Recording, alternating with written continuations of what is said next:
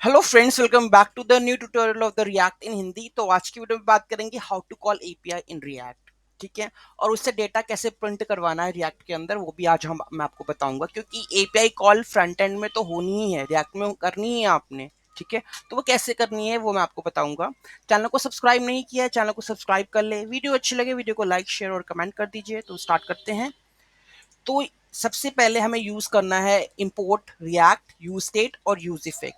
मैंने आपको बताया था कि यूज इफेक्ट में अगर रन टाइम मतलब जैसे ही पेज लोड हो, अगर आपको एपीआई हिट करनी है तो हम यूज करते हैं यूज इफेक्ट का। ठीक है, हुक का।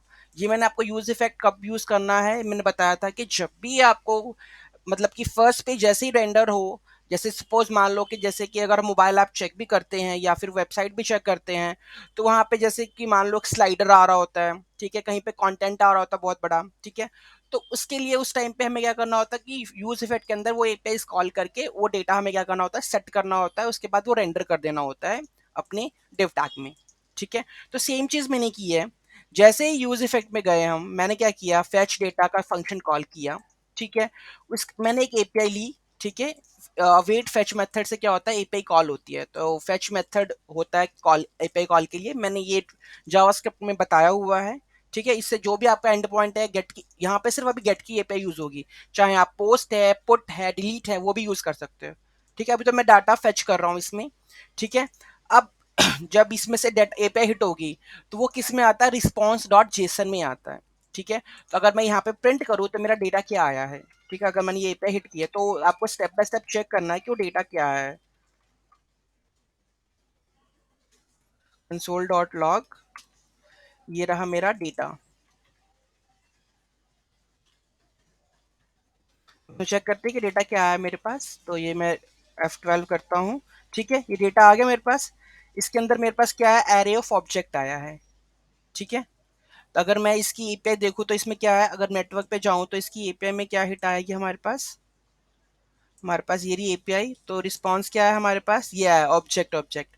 तो मेरे पास क्या है, इसी की में मतलब डायरेक्ट एरे ऑफ ऑब्जेक्ट आया मेरे पास, किसी की में बाइंड होके नहीं आया। तो मेरे को वैसे भी एरे ऑफ ऑब्जेक्ट चाहिए होता है लूप कराने के लिए। ठीक है। तो ये पूरा का पूरा डेटा आ गया मेरे पास ऑब्जेक्ट का, जिसके अंदर क्या है मेरे पास एड्रेस का इसमें आईडी है, नेम है, यूजर नेम है।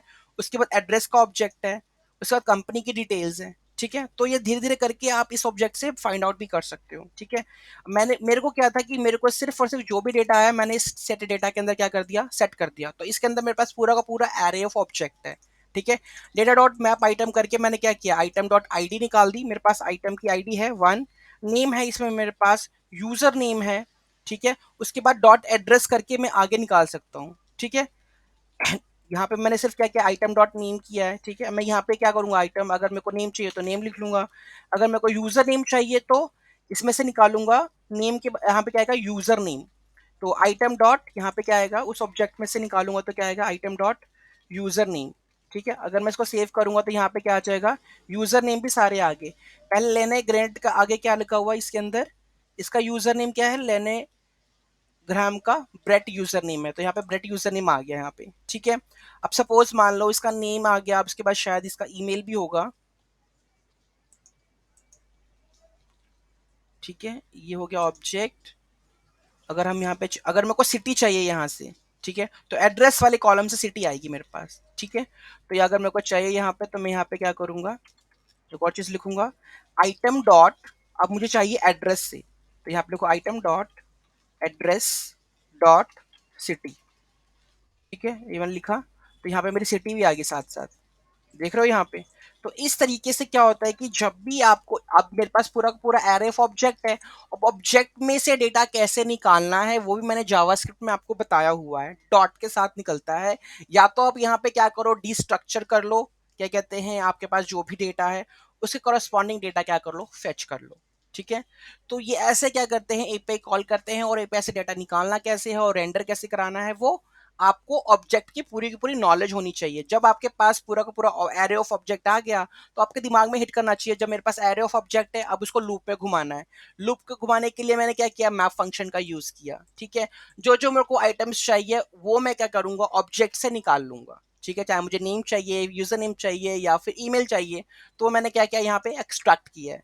सेम चीज आपको भी करनी है। तो जब भी आप एपीआई हिट करोगे, जो भी उसमें डेटा आएगा, सबसे पहले आप चेक करो कि डेटा में आया क्या है। अगर सिंपल एरे ऑफ ऑब्जेक्ट आ रहा है तो आपने डायरेक्टली सेट कर दिया। अगर किसी की में बाइंड होकर आ रहा है, सपोज मान लो डेटा के अंदर पूरा की बाइंड होकर आ रहा है, तो उस केस में आपको उस की को सेव करवाना है। पूरा एरे ऑफ ऑब्जेक्ट जिसमें होगा उस वाली की को ही सेट करना है इस वाले डेटा में, ठीक है। तो फिर वो लूप में घूमेगा, ठीक है। तो इस तरीके से हम क्या करते हैं, एपीआई कॉल करते हैं, प्रिंट करते हैं डेटा और रेंडर करते हैं डेटा रिएक्ट के अंदर। कोई भी डाउट है, कोई भी क्वेरी है, just let me know in the comment section, ठीक है। Thank you so much for watching this video. Have a great day.